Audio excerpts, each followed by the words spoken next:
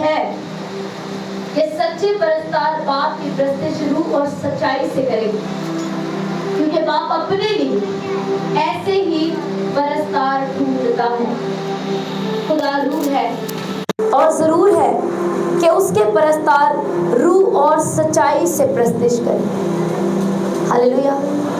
मेरे पीछे इस कलाम को पढ़ो। मगर वो वक्त आता है, बल्कि अब ही है, कि सच्चे परस्तार बाप की प्रस्तुति रूह और सच्चाई से करेंगे। अपने पड़ोसी से पूछो कैसे करेंगे?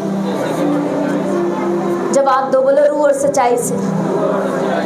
क्योंकि बाप अपने लिए ऐसे ही परस्तार ढूंढता है। क्या करता है? ढूंढता है। खुदा रूह है। बोलो अपने पड़ोसी को, खुदा रूह है। खुदा रूह है। खुदा क्या है? रूह है। और जरूर है, यानी कि ये मस्ट है, जरूर है कि उसके परस्तार रूह और सच्चाई से प्रस्तुति करें। खुदा क्या है? रूह है। और अगर हम शरीर से, बॉडी से, जिस्मानी तौर पर प्रस्तुति करेंगे, तो वो खुदा जो रूह है कभी भी हमारी प्रस्तुति उस तक नहीं जाएगी, ना ही उसे खुश करेगी। हालेलुया। इसलिए आज आपको अपने लिए अपने आंखों को बंद करो और प्रेयर करो 1 मिनट के लिए कि खुदावंद मुझे रूह और सच्चाई से प्रस्तुति करने वाला बना दे। हालेलुया। रूह और सच्चाई के साथ, क्योंकि अगर मैं गीत गाऊं, हम्द करूं, मेरी आवाज अच्छी हो, दुनिया मुझे जानती हो, मैं बहुत बड़ा सिंगर हूं, बहुत बड़ी सिंगर हूं, पर अगर तू मुझे नहीं जानता, तूने मुझे अभी तक, मैं तुझे मिला ही नहीं, यानी कि तू ढूंढता है और तू मुझे लोकेट ही नहीं कर पाया अभी तक, मैं तेरी लोकेशन में नहीं हूं, तो मैं परस्तार ही नहीं हूं। और याद रखिए, सिर्फ क्वायर का काम नहीं है प्रस्तुति करना, सिर्फ वो जो गीत गाते उनका काम नहीं है कि जी ये वर्शिपर है, इसका काम है वर्शिप करना। हर एक मसीही को एक रूह से भरा, सच्चाई से भरा हुआ वर्शिपर बनना है। हालेलुया। आप सच्चे मसीही नहीं हैं अगर आप रूह से और सच्चाई से प्रस्तुति नहीं करते। आपकी दुआ का, पर्सनल प्रेयर का एक बड़ा हिस्सा वर्शिप होना चाहिए। आज प्रेयर करके जाओ, ग्रेस को मांगो, खुदावंद मुझे ग्रेस दे कि मैं रूह और सच्चाई से वर्शिप करूं। जब प्रेयर रिक्वेस्ट रखते तो आप मांगते हो मुझे ये दे दे, मुझे वो दे दे, लेकिन जब आप महिमा करते हो, तमजीद करते हो, सताइश करते हो, वर्शिप करते हो, तो आप उसको जलाल देते हो, आप उसकी महिमा, तारीफ, तमजीद करते हो, उसको ग्लोरीफाई करते हो। हालेलुया। आज ग्रेस को मांगे, अभी भी ढूंढते। यीशु मसीह ने कहा वो वक्त आता है, बल्कि अब ही है, कि बाप अपने लिए परस्तार ढूंढ रहे हैं, बाप अपने लिए वर्शिपर्स ढूंढ रहे हैं जो रूह से भी प्रस्तुति करे, जो गैर जुबानों में गाकर वर्शिप करे, जो सच्चाई के साथ, यानी मुकाशफे को पाकर वर्शिप करे। इस रेवलेशन को पाए कि बाइबल में यसाया की मार्फत खुदावंद ने फरमाया, मैंने अपने लोगों को इसलिए बनाया कि वो मेरी हम्द करें। मैंने अपने लोगों को इसलिए बनाया कि वो मेरी हम्द करें। तो यीशु मसीह ने कहा कि बाप ढूंढते ऐसे वर्शिपर, ऐसे परस्तार जो रूह और सच्चाई से, यानी कि सच्चाई के इस कलाम से वाकिफ होकर उसकी प्रस्तुति करें, इस मुकाशफे को पाकर वर्शिप करें कि मैं बनाया ही इसलिए गया। Hallelujah. Thank you Jesus, thank you Jesus. हाथों को उठा के मांगो, यीशु मसीह के नाम से मांगते हैं। पूरी चर्च कहे आमीन। आज आपको समझना है कि मैं क्यों इस दुनिया पर आया, मुझे क्यों भेजा गया। एक बात याद रखो, कुछ भी जो खुदावंद आपको देता है, चाहे वो अच्छा फाइनेंस हो, अच्छी औलाद हो, आपकी बॉडी में हीलिंग हो, आपकी स्पिरिचुअल लाइफ ग्रोथ करे, कुछ भी जो खुदावंद आपको देता है वो अपने नाम को ऊंचा करने के लिए देता है, अपनी महिमा, अपने नाम को ग्लोरीफाई करने के लिए, अपने बुजुर्ग नाम को ऊंचा करने के लिए। लेकिन मैं अपने नाम की खातिर तुझे सरफराज करूंगा। मैं तुझे, ज़बूर पढ़ते हो ना, 23 ज़बूर, मुझे अपने नाम की खातिर सदाकत की राहों पर ले चलता है। हालेलुया, अपने नाम की खातिर। जब फराउन ने सताना शुरू कर दिया खुदावंद के लोगों को, इस्राएली लोगों को, तो खुदावंद ने कहा, बाइबल कहती है खुदावंद ने, यहोवा बाप ने फराउन के दिल को सख्त किया। वो पहले बड़ा घुमंडी था, पहले खुदावंद के लोगों को जाने देने नहीं चाहता था, और खुदा ने उसके दिल को हर दफा और सख्त किया ताकि अपना नाम महान करे। हालेलुया, और दिखाए कि मैं ही एक वाहिद खुदा हूँ। हालेलुया, उसने अपने नाम की खातिर। अगर आज वो आपको टेस्टिमनी देता है, मैंने देखा है कॉल होती है कि अगर किसी के पास गवाही है तो गवाहियां आप लेके बैठे होते हो, अकेले मिल के बताते हो, दिल तो करता है तब आपको बंदा कह के जाओ मैंने तुम्हारी बात नहीं सुनी, जाओ पूरी भीड़ पूरी कलीसिया के सामने बताओ ताकि बहुतों का ईमान मजबूत हो। Hallelujah, hallelujah. तो कभी भी ये मत सोचो कि मैं बता दूंगा अकेले में मिल के, बता दूंगी अकेले मिल के। आपने क्या क्या कोई नंबर बनाने हैं खादिम के आगे जाके अपने? आपने खुदावंद को ग्लोरीफाई करना है। आपकी जिंदगी का, आपकी गवाही देने का मकसद, जब हर काम को करने का पीछे मकसद खुदावंद के नाम को ऊंचा करना होगा, तो आप नहीं चीज कि आप खुद पूछेंगे टेस्टिमनी कहाँ लिखवानी है मुझे बताओ। टेस्टिमनी एक बीज है जो आप बोते हैं दूसरों की जिंदगी में। हालेलुया, आपकी टेस्टिमनी भी एक बीज है। आपको बताया गया कि पैसे, सिर्फ पैसा ही बीज नहीं है, आपकी प्रेयर्स भी बीज है, आपकी दुआएं बीज है, आपके रोजे भी बीज है। हालेलुया, आप गवाही आज सीखो कि आज जो गवाही आप देते हो वो भी एक बीज की तरह। तो अपनी गवाही को रोज बो दूसरों की जिंदगी में जाकर। हालेलुया, ये फल लाएगी, ग्रो करेगी, दूसरे के ईमान को पानी देती है, दूसरे के ईमान को और मजबूत करती है आपकी टेस्टिमनी। इसलिए अपनी टेस्टिमनी तो मौका ढूंढा करो कि कब गवाही का टाइम हो और मैं गवाही का एक्साइटेड रहा करूं। हालेलुया, बेशुमार गवाहियां आपकी लाइफ में, पर आप बैठे हुए हैं लेके, दबा के बैठे हुए। इसका मतलब आप उसके नाम को ग्लोरीफाई नहीं करना चाहते, क्योंकि जब आप गवाही देते हैं, नाम किसका ऊंचा होता है? जिसने छुआ, जिसने चंगा किया, जिसने आजाद किया, जिसने छुड़ाया।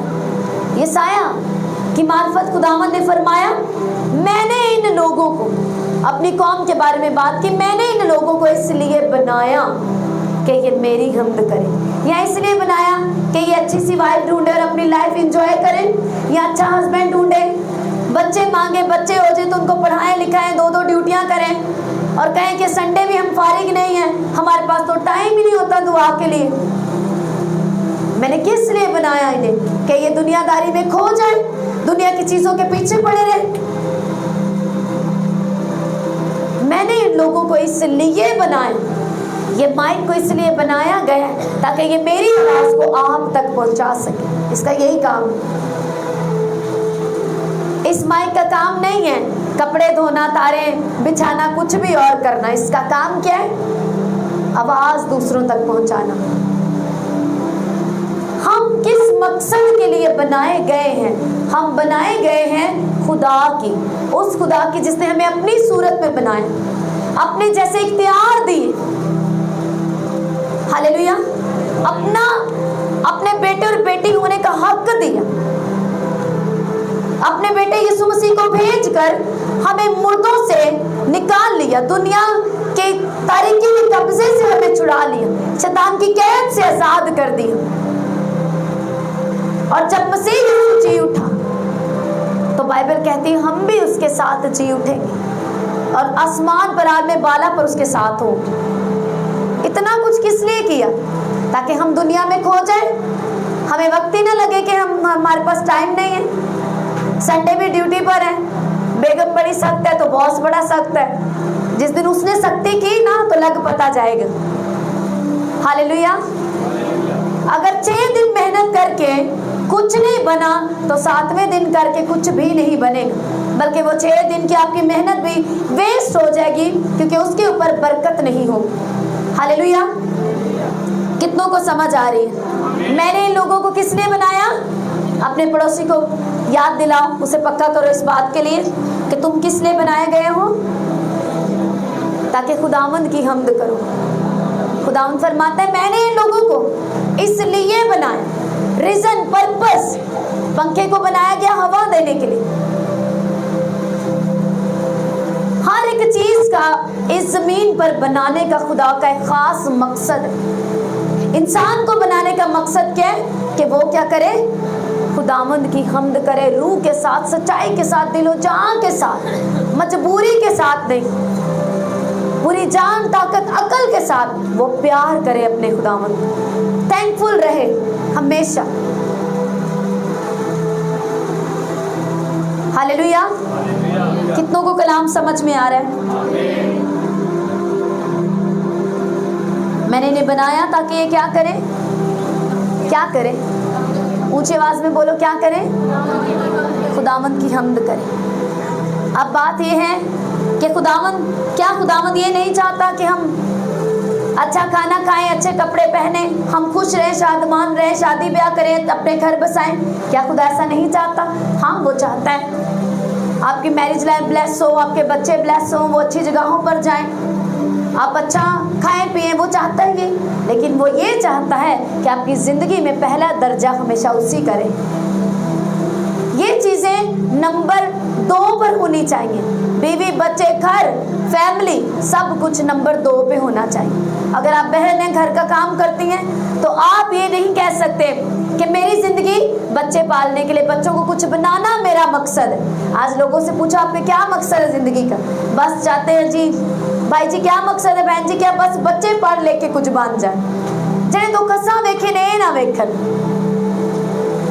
बस है किसी मुकाम पे हो, और ना खुद खुदा को जिंदगी देते। जब वो उस मकाम पे पहुंचते हैं तो फिर तुम्हें कुछ नहीं समझते, और तुम्हें कुछ ना समझकर खुद भी खुदा की नजर में गुनाहगार बन के खुदा से सजाओं के अलावा कुछ नहीं लेते, डिग्रियां लेने के बावजूद भी। तो बड़ा मकसद क्या है? कोई पूछे आपसे तो आप कैसे? मेरी जिंदगी का बड़ा मकसद ये है कि मैं एक असरदार मसीही बनूं, मैं जहां जाऊं लोग मुझे देखकर मेरे खुदा की तमजीद करें, यही मेरी जिंदगी का बड़ा मकसद है। हालेलुया। मेरी ख्वाहिश है दानियल की तरह जब लोग मुझे देखे, बड़े बड़े ओहदों वाले भी मुझे देखे तो कहे वाकई तेरा खुदा जिंदा खुदा है। मैं चाहता हूँ मेरी जिंदगी में ये लेवल आए, मैं इस लेवल तक जाना चाहता हूँ। क्या आज हमारे अंदर क्या एक जुस्तजू है? मैं कहाँ पहुँचना चाहता हूँ, मैं कहाँ जाना चाहती हूँ? अपने माइंड को फिक्स करो, अपने माइंड को सेट करो, मैंने इस लेवल तक जाना है। यीशु मसीह ने कहा कि तुम ऐसे बनो कि तुम्हें देखकर, तुम्हारे बारे में सुनकर, ना सिर्फ सुनकर दूर हवाओं की बातें, दूर दूर। इसीलिए खिदमत करना और मसीही जिंदगी जीना मुश्किल काम, नामुमकिन तो नहीं है, लेकिन मुश्किल इसलिए कि घर वाले और जिनमें आप खिदमत करते हो वो आपकी लाइफ को वॉच करते हैं।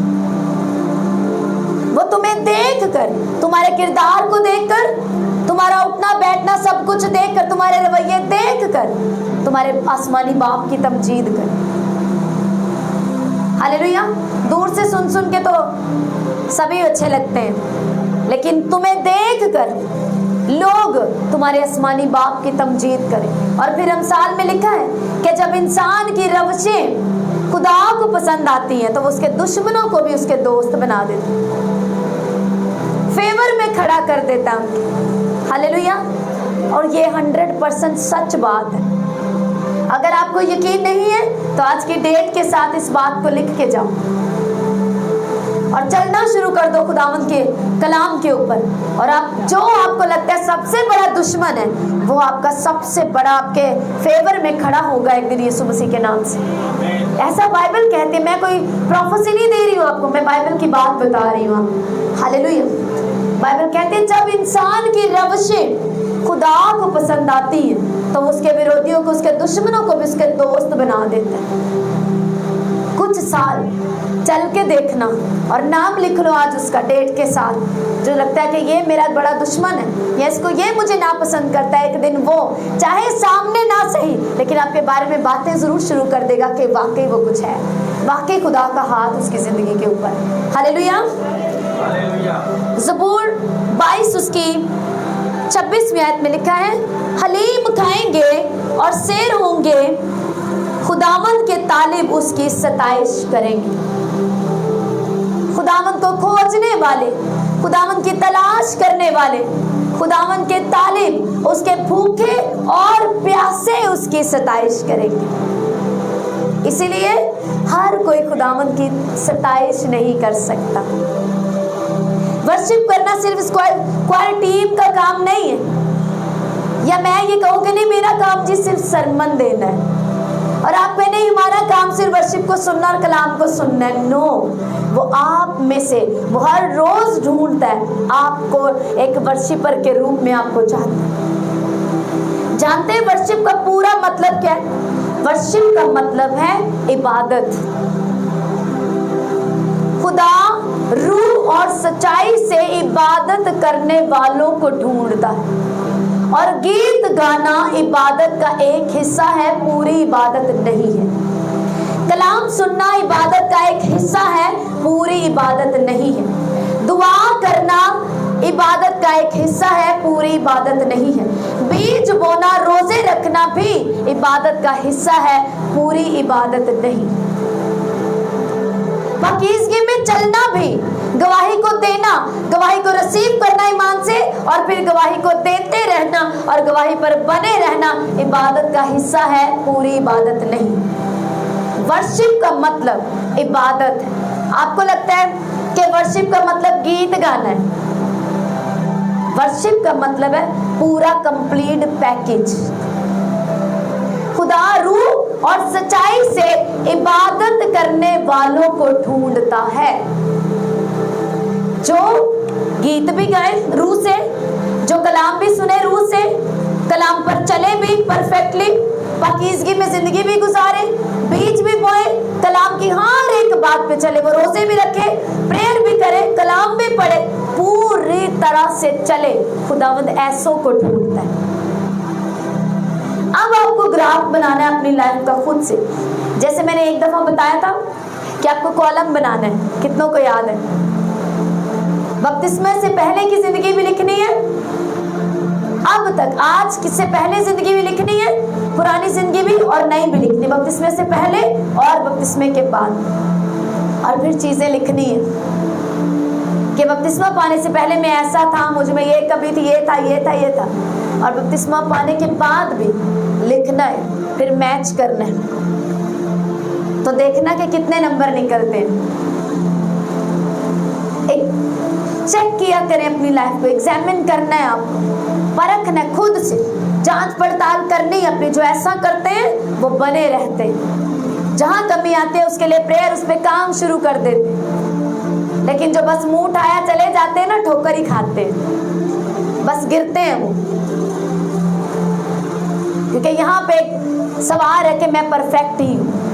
नो, आपको ठहरना, रुकना है और अपने आप को महीने बाद, 2 महीने बाद, 1 हफ्ते बाद या हर रोज आपको चेक करना है। हर रोज बेस्ट है कि हर रोज रात की प्रेयर में आप अपने आप से पूछें, क्या आज मैं अपने आप के लिए मरा या नहीं, क्या आज मैंने किसी को माफ किया या नहीं किया। लाजमी हर रोज रात की प्रेयर में जाने से पहले 15 मिनट 20 मिनट बैठो और अपने ऊपर गौर करो, आज का दिन कैसा गुजरा मेरा, आज के दिन में मैंने क्या क्या किया।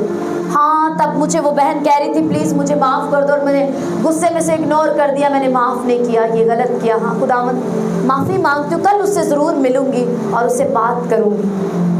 हाँ, मैंने हस्बैंड को आज इस तरह से बोल दिया और फिर भी माफ़ी नहीं मांगी, जबकि बाइबल कहती है कि सूरज डूबने तक तुम्हारी खफगी बाकी नहीं रहनी चाहिए। ओके खुदावंद, मैं माफ़ी मांगती हूँ, कल से मैं ऐसा ही करूँगी। खुदावंद, आज मदद के लिए एक भाई मेरे पास आया और मेरे पास था भी, पर मैंने मदद करना नहीं चाहे, जबकि बाइबल कहती है अगर तेरे पास देने को हो तो ये ना कहे कि तू आज चला जा कल आना। हाँ मेरे पास था भी पर मैंने मदद नहीं की, आइंदा ऐसे नहीं करूंगी। आपने क्या किया? चेक किया अपने आप को। कितनों को समझ आ रही? जब आप इस तरह करना शुरू करेंगे, ये इस बात का सबूत होगा कि आप परफेक्ट होना चाहते हैं। और फिर रूल खुद जब ये प्यास आप में देखेगा, अगले दिन वो आपको ग्रेस देगा। अगले दिन आप मांग सकते हैं, पाकरू मुझे आज के लिए ग्रेस देना, मेरी मदद करना, आज मैं वो काम ना करूं जो मैंने कल किए थे, ताकि मेरा दिल इल्जामों से पाक हो सके। रात के टाइम मैं शुक्रगुजारी कर सकूं, मेरा दिल मुझे इल्जाम ना दे। हालेलुया। क्या आप समझ पा रहे हैं? हालेलुया। तो आज आपको ये सीखना है कि इबादत पूरा, जब भी आप यूहन्ना की इंजील को 4 बार, तो लोगों को लगता है कि नहीं ये हमें गीत गाने की बात हो रही है, कि खुदा जी रूह और सच्चाई से गीत गाने वालों को ढूंढ रहा है। तो ये वाला कई बार परस्तारों को सुनाते रहे, भाई अच्छी प्रस्तिश करना, खुदा रूह और सच्चाई से प्रस्तिश करने वाले परस्तार ढूंढते, देख तुझे सही वर्शिप करना, कहीं माहौल नहीं खराब कर देना। इतना नहीं पता, जितना उसके लिए लागू उतना ही मेरे लिए भी। वर्शिप के असल मायने क्या है? तुम रूह और सच्चाई से उसकी इबादत करना। और इबादत में क्या क्या आता है? रिपीट करूं फिर से, या याद हो गया? क्या क्या आता है इबादत में? पाकीज़गी में चलना, गवाही के लिए इंतजार करना, रोज खुदावंद की हुजूरी में बैठना, रोज बाइबल पढ़ना, रोज यीशु मसीह के बारे में बताना, रोज अपने लिए मरना, रोज गीत गाकर उसकी हम तारीफ करना, ये सब इबादत का हिस्सा। कोई संडे ना छोड़ना, रोजों के साथ प्रेयर करना, अपने आप को मारना और मसीह में जिंदगी जीना, ये सब इबादत का हिस्सा है। कई लोगों को लगता है सिर्फ चर्च जाना और वहां पे जाके ऐसे मीटिंग अटेंड करना, मैं इबादत करके आया। ये इबादत करना ये है जो मैंने आपको बताया। आप जो मीटिंग अटेंड करके जा रहे हो, ये इबादत का 1% एक हिस्सा है। अगर आपने बीज बोते हो, आप दाई के देते हो, ऊपर पे चलते, ये 1% हिस्सा है। लेकिन बाकी दूसरों की मदद करना, गरीबों को देखना, बेवाओं की मदद करना, ये सब आपकी इबादत का हिस्सा है। कुछ भी आप नहीं करते तो आप पूरी इबादत नहीं करते। मुनादी के कामों को आसान करना, खादमों के साथ एक मन होना, उस विजन में जहां पर आप आते हैं उसको विजन को आसान करना, ये सभी, ये बहुत लंबा चैप्टर है, फिर इबादत पूरी होती है। ये सब हिस्से हैं। और कई बार हमें लगता है 1-2 कर लीजिए हम इबादत करते हैं। इबादत करना एक पूरा चैप्टर है। पूरा साल पढ़ते हैं तो एक क्लास पूरी होती है ना, फिर अगली क्लास में जाते हैं। इसी तरह इबादत एक पूरा चैप्टर है। लिखे हलीम खाएंगे और शेर होंगे, खुदावंद के तालिब उसकी सताइश करेंगे। इसका मतलब दूसरे क्या करेंगे? फिर इसी ज़बूर में देखो 3 आयत में लिखा है 22 की 3, लेकिन तू कदूस है, तू जो इस्राएल की हमदो सना पर तख्त नशीन है। खुदावंद कहाँ तख्त नशीन होता है? जब आप वर्शिप करते हैं, जब आप इबादत करने वाले हैं। ऐसी मंडली में, ऐसी चर्च में, ऐसे ईमानदारों के ग्रोह में, ऐसी गैदरिंग में खुदावंद आता और तख्त नशीन होता है, जहाँ पर वर्शिप होती है, जहाँ पर कंप्लीट इबादत होती है। और अगर आप ऐसी जिंदगी हैं जो कंप्लीट इबादत करते हैं, तो खुदा आपके दिल में तख्त नशीन होगा, वो आपके बीच में तख्त नशीन होगा। खुदा इस्राएल की हमदो सना पर तख्त नशीन होता है। उसकी वर्शिप पर, उसकी इबादत करने पर, उस जिंदगी में, उस घर में, उस कलीसिया में, उस ग्रोह में, उस मजमे में खुदावंद तख्त नशीन होता है। खुदावंद के तालिब जो उसकी खोज करते हैं, जो उसके लिए भूखे और प्यासे, वो इबादत कर पाएंगे, वो उसकी प्रस्तिश कर पाएंगे। मेरा साज बजा के और अच्छी जे सुना दे नाल आवाज काट के करना इबादत नहीं, ये अकेले ये वर्शिप नहीं है, ये उसका एक हिस्सा है। हालेलुया। कितनों को समझ आ रहा है? आमीन। तो किस लिए बनाए गए हैं आप और मैं? इबादत करने के लिए। तू मेरी इबादत कर, तू मेरी वर्शिप कर। मैं तेरे बीच से बीमारी को, दुख को, रोग को, बांझपन को खत्म करूंगा। और वादा किया, जब तू मेरी इबादत करेगा तो मैं तेरे रोटी पानी पर बरकत दूंगा, ब्लेस होगा तू। और मैं तेरे बीच से बीमारी को निकाल लूंगा। तेरे यहाँ किसी के मिसकैरेज नहीं होगा और कोई भी बांझ नहीं रहेगी। इसका मतलब अगर हमारे इर्द गिर्द बांझ हैं तो हमें पूरी तरह से वैसी इबादत करनी है ताकि वो वादा पूरा हो सके। कलीसिया आपके लिए ये चैलेंज है कि हमें ऐसी इबादत करनी कि जब बांझ बहनें आए और ऐसी बहनें आए जिनके मिसकैरेजेस होते, तो जब वो हमारी मंडली में आए तो आपका ये पर्सनल ये कह लें कि टारगेट होना चाहिए। हमें ऐसी इबादत करनी है कि जो हम में शामिल हो जाए, बांझपन उसमें से चला जाए, मिसकैरेजेस जो होते हैं, जो अटैक्स होते हैं, ये उसमें से चले जाए, जो ब्लेस नहीं है रोटी पानी में वो ब्लेस हो जाए, जो बीमार आए वो हील हो जाए। क्योंकि खुदावंद ने कहा जब तू मेरी इबादत करेगा, व्हेन यू वर्शिप, जब तू मेरी सताइश करेगा, हमद करेगा जिस काम के लिए तुझे मैंने बनाया, जब तू अपना असली काम करेगा तो मैं तेरे बीच से बीमारी को, दुख को, रोग को निकाल लूंगा, तेरे रोटी पानी पर बरकत दूंगा। तू अंदर आते बाहर जाते, पढ़ना इस्तिशना 28 बाब, तू अंदर आते बाहर जाते मुबारक होगा। बरकतें अपने आप तुझे फॉलो करेंगी क्योंकि तू क्या कर रहा है, वर्शिप कर रहा है, तू इबादत कर रहा है। तो अपना राइट काम, अब ये पंखा अच्छा लग रहा है क्योंकि इसको बनाया हवा के लिए गया था, इतने पैसे देके इसको इसीलिए खरीदा गया था ताकि ये हवा दे। हम बनाए गए, हम जो पाप में पड़ गए, गुनाह और बदी में पड़े, तो हमें किस लिए खरीदा गया, कीमती लहू देके, कीमती पैसे देके, पैसे जैसे पंखे के लिए पैसे देके इसको खरीदा गया। तो मुझे और आपको लहू देके खरीदा गया। किस लिए खरीदा गया इस पंखे को, पैसे देके, कीमत देके, ताकि ये हवा दे। अब ये हवा दे रहा है तो ये अच्छा लग रहा है क्योंकि अपना काम कर रहे हैं। हमें खरीदा गया मुझे और आपको कीमत देके, हम अच्छे लगेंगे जब अपना काम करेंगे। हालेलुया। वो हमें जो कुछ भी देता है अपने नाम की महिमा के लिए, हमें अगर वो ऊंचाइयों पर लेके जाता है, हमें ब्लेस्ड करता है, किस लिए करता है, ताकि हम उसका काम करें, उसकी खिदमत करें, उसकी इबादत करें और उसके नाम को ऊंचा करें। आपको अगर अच्छा फाइनेंस दिया तो इसलिए नहीं दिया कि आप उसे अपनी जिंदगी के ऐशो आराम में गुजारे और खूब ऐशियां उड़ाएं, इसलिए नहीं दिया। इसलिए दिया है कि आपके पास ब्लेस्ड फाइनेंस है, आप उसके कामों में बो ताकि उसके काम बढ़े। Hallelujah, hallelujah. कितनों को समझ आ रही है कि हमारी जिंदगी का प्राइम पर्पस, बड़ा मकसद क्या है, खुदावंद के नाम को ग्लोरीफाई करना। क्योंकि जो कुछ अगर उसने अच्छी से टैलेंट दिया तो इसलिए दिया है कि मैं से उसके कामों में यूज करूं। हालेलुया। इसलिए कि हम उसकी इबादत करें। इबादत करना शुरू करो, फिर देखो क्या होता है। बीमारी, दुख, रोग, बेबरकती अपने आप जाएगी यीशु मसीह के नाम से। हालेलुया। झुकाओ अपने सरों को, अपने हाथों को उठा लो।